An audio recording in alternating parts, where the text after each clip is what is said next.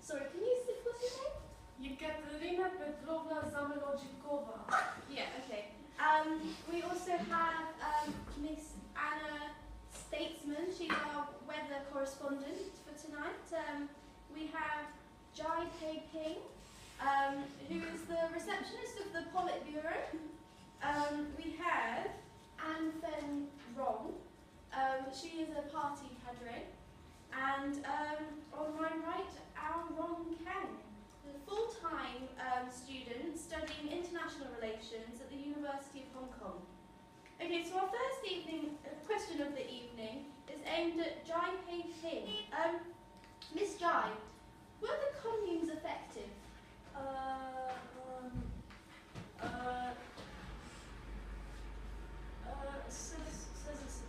Sorry, I'm doing some notes. It wasn't meant to be, just filling in. It says not really. It says that the military training meant they were too busy to work, the peasants, and that they were also busy trying to fulfill their steel targets. They weren't able to produce as much grain products, weren't able to work in the fields as much because they were too busy training in the military and trying to fulfill their steel targets.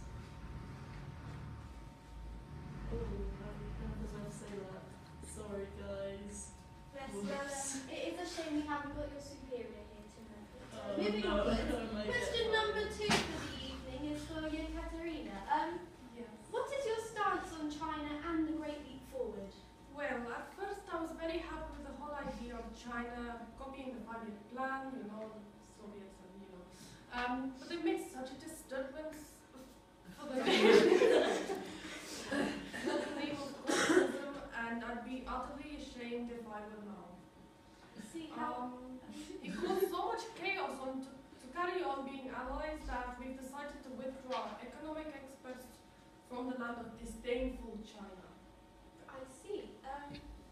How interesting. May I also ask why you're still receiving exports from China? Well, we aren't going to let them get away with that we aren't going to let them use us without payback. They shouldn't have agreed to a deal if they couldn't pay it back, so we will continue to receive their grain and mineral resources till they pay the full amount. I see. Right. Well, Miss Anne, our next question is for you. We would like to know whether you think the failure is due to the people's lack of motivation. Of course it's not. The people have plenty of motivation and their revolutionary enthusiasm is still what's driving our country forward. And like the statistics, take the statistics show. You see, in 1957, our target was 12,720 units of machine tools, and we actually made 13,734. You see, people are making their targets. I mean, they might miss them sometimes, but they're getting very close, and really our development's going very well, thank you. Well, I don't believe these figures are representative, though, are they? It seems to me that you've doctored them to make yourself look better. Are you calling the party liars? You can't tell the party are liars. I don't think that's a very clever position to take. If you're calling us a liar, we could deal with you very swiftly. Anna, I'm curious to know why the CCP did not factor in possible weather conditions when thinking about the Great Leap Forward. I believe I'm correct in saying that in 1959 there were floods in the north and a drought in the south. Absolutely, you are completely right. But I think the main thing that the Chinese, I think they had faith that there would be good weather, and that they also believed the cadres would be responsible for dealing with any such problems. I am aware though that they did send food relief to the most hit areas by the drought and the floods. But would relief food have been necessary if more attention was paid to potential issues? Absolutely, yes. But I think the main thing was that the Chinese, they wanted to change the system when they organised the Great Leap Forward. In the 5-year plan, they see a very planned system. However, when you come to the Great Leap Forward, they wanted to decentralise the system and take away the original planning system and put in place stuff that they hadn't done in the first 5-year plan. I see. Very interesting. Okay, finally, Miss Al, in your view, to what extent did the anti-writers campaign affect the Great Leap Forward? had a devastating effect on the Great Leap Forward because during the anti-writers campaign, they purged many crucial intellectuals, especially the statisticians, who were responsible for collecting the data during the first 5-year plan. So when it got to the Great Leap Forward, they had no one to record the data. Therefore, they created numbers, unrealistic targets, and They weren't unrealistic. I'm sorry, but for example, with the backyard furnaces, you were producing 8 million tons of actual usable steel, when your target was 20 million, and then in 62, your target was 60 million, but you were creating 8 million. The people should be doing things for themselves. We don't need your type telling us how to do our things. I highly disagree. I can't. You have the statistics. You have the statistics in front of you, and you're blind. You're blind to them. For example, the government. So during the anti-writers campaign, they got rid of the statisticians, and then the party cadres were too scared to say the real statistics, so they just created fake ones, and Mao believed that everything was going well. Well, on the outside, everything looked well, when in reality they were not reaching their targets.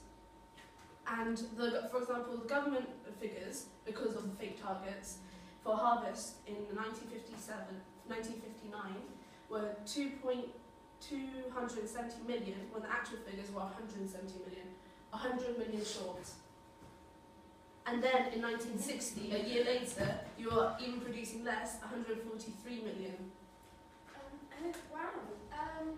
Well, it's a very interesting counter-argument. Would you be able to tell us what factors might have led to these increased and unrealistic targets? Like I said, the party cadres were too scared to tell the real figures, so they lied because and said what they thought Mao wanted to hear. And then during the decentralization of planning, the State Statistic Bureau was virtually dismantled because they thought that it was considered irrelevant, so they had no one to record the targets and collect the data, so they were just creating targets, grabbing them out of thin air. Interesting. Thank you very much, panel.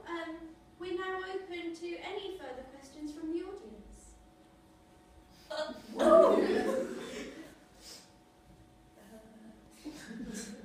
Great, well, thank you. Can I ask the Soviet advisor, why do you think that if the Soviets have already created a template for the Chinese communists to take and use, then why have they been so unsuccessful? Well, I think it's because Mao is just about leading. You heard Khrushchev's speech, and I just think that he was slightly... The de-Stalinization speech. So Khrushchev is ushering in a new Soviet mood, a new Russian mood of freedom. But why does Mao not accept that then? Is he still an old Stalinist? I think yes. I think because he wanted help from Stalin because he was the only support that Mao had. He disagrees with Khrushchev because Khrushchev is basically ruining the name of communism, and I think that that's why Mao dislikes Khrushchev. Thank you very much, audience. That was a fabulous contribution.